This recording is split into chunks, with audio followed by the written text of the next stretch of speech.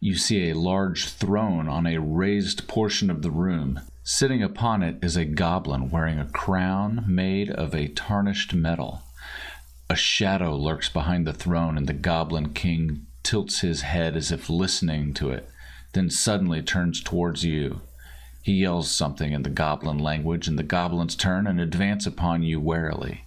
The Goblin Boss lifts his scimitar and dented shield and cackles in glee, but you notice the shadow is no longer there. The Goblin throne room is separated into two areas, an upper level where the throne sits and a lower level where the 8 goblins are standing. This is where the party enters. When battle begins, and it will, because the bloodthirsty Goblin King deems it so, the goblins on the floor will immediately engage the party in melee. Any goblin that gets hit and survives will immediately disengage and fall back and rely on ranged attacks.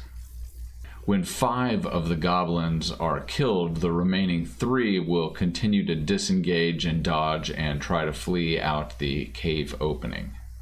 Now, when the battle begins, the Goblin Boss will also charge down and fight the party in melee, carelessly throwing away the lives of the other goblins using his ability to redirect the party's attacks to the nearby goblins.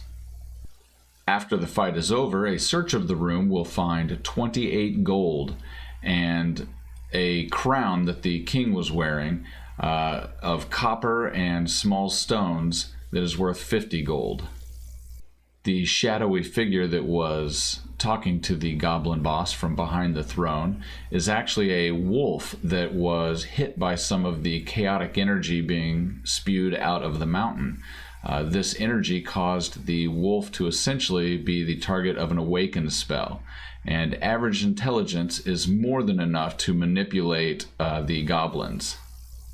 Now, when the battle began, the awakened wolf escaped down the secret passage behind the throne that leads to the wolf's den. This is what we'll be taking a look at tomorrow, so come back then and check it out.